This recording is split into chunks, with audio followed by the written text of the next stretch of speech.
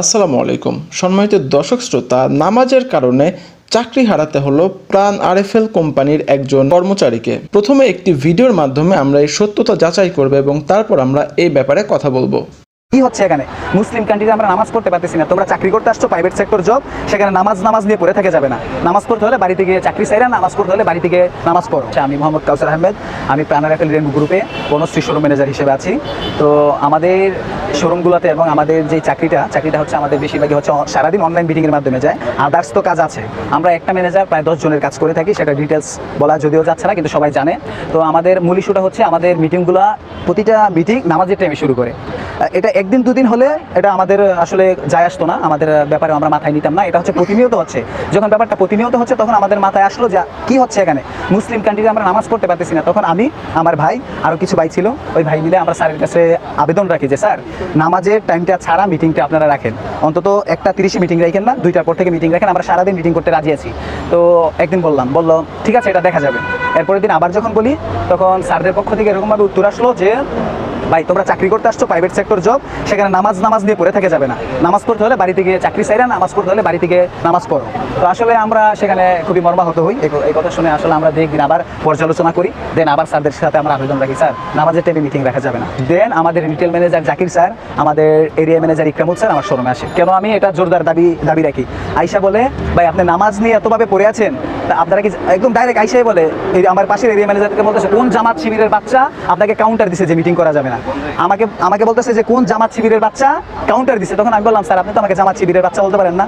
আপনারা মিটিং টাইমে যেন নামাজ টাইমে যেন মিটিংটা না করেন, তার জন্য অনুরোধ করছি আমি মুসলিম হিসাবে, সেই সুবাদেও তো আমরা আমাদের স্বাধীনতা পেতে পারি। পরে ওই স্যারের বক্তব্য এরকম, আমি জামাত শিবিরের বাচ্চা, আমাকে দেন ক্লোজ করে দিবে, কয়েকদিনের ভিতরে আমাকে ক্লোজ করে দিবে। তালমাতাল পাকাচ্ছে, ওনায় নানান ধরনের কথাবার্তা করতেছে আমার শোরুমে আইসা। তখন আমি স্যারের সাথে কথাগুলোর উত্তর দিই, দেন স্যার চলে যায়। ওরা হচ্ছে প্ল্যানিং করে 2 তারিখে, এই মাসের 2 তারিখে, গত 2 দিন আগে প্ল্যানিং করে আপডেট করে আমার শোরুমে অডিট পাঠায়। আমি জানি না, আমি প্রোডাক্ট ডেলিভারিতে গিয়েছিলাম বাইরে, অডিট আমাকে ফোন দিয়েছে, আপনি কোথায়? আমি বললাম স্যার আমি বাহিরে প্রোডাক্ট ডেলিভারিতে আছি। পরে বললো আপনার তো আজকে হ্যান্ড ওভার, কেন প্রোডাক্ট ডেলিভারিতে আছেন? আমি বললাম আমি তো জানি না স্যার কিছু।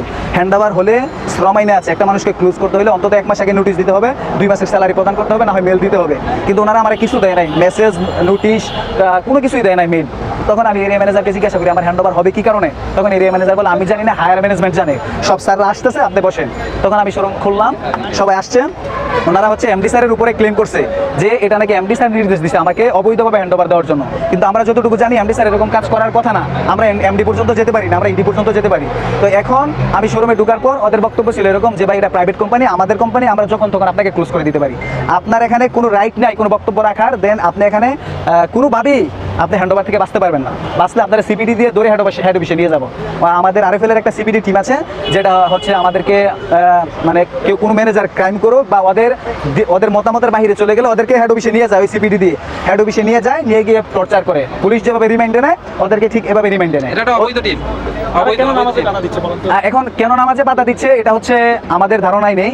এটা হচ্ছে ওরা চাচ্ছে না কি দেশের ভিতরে, সেটা আমাদের ধারণাই নেই ভাই। আমরা ছোট মানুষ, আমরা শুধু নামাজে বাধা দিচ্ছে, আমাদের ধর্মীয় সকল কাজেই, যেমন আমরা সবে কদরের সময় ছুটি পাই না, রাত 7টা 8টা পর্যন্ত ডিউটি করা লাগে, সরকারি ছুটি তো পাই না। দেন শুক্রবার পর্যন্ত আমাদেরকে ডিউটি করায়।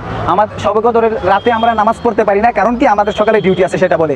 সকাল 10টায় ওরা শুধুমাত্র 2 ঘন্টা ছুটি দেয়। সবে কদরের রাতে নামাজ পড়ার পরে দিনে 2 ঘন্টা ছুটি দেয়, সারা রাত নামাজ পড়ে 2 ঘন্টা ছুটিতে হয়। ঈদের ছুটি তো মাত্র 3 ঘন্টা থাকে, এটা আমি আগেও বলে গেছি। সবে বরাতের একই অবস্থা। আমাদের ঈদে মিলাদুন নবীতে তো ছুটি নাই, আমরা প্রতিটা সরকারি ছুটিতে ডিউটি করি, প্রতি মাসে শুক্রবারে ডিউটি করি।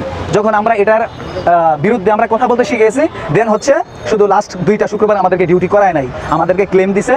আমাদেরকে ক্লেম দিয়ে অ্যাটেন্ডেন্স কিন্তু আসে, হলিডে আসে আমাদের ঈদে মিলাদুন নবীতে সরকারি ছুটিগুলোতে আমাদের অ্যাটেন্ডেন্স শিটে হলিডে লেখা উঠে, এক্সেল যেটা হচ্ছে অনলাইনের মাধ্যমে হলিডে লেখা উঠে, কিন্তু আমরা ডিউটি করতেছি ভাই, আমরা ডিউটি করি কিন্তু হলিডে লেখা উঠে না। অ্যাটেন্ডেন্স সেটা আমরা পরে প্রুফ লাগলে আমরা দিয়ে দেবো, যেমন নামাজ চলাকালীন যে মিটিং করতেছে সেটাও আমাদের কাছে প্রুফ আছে ভাই।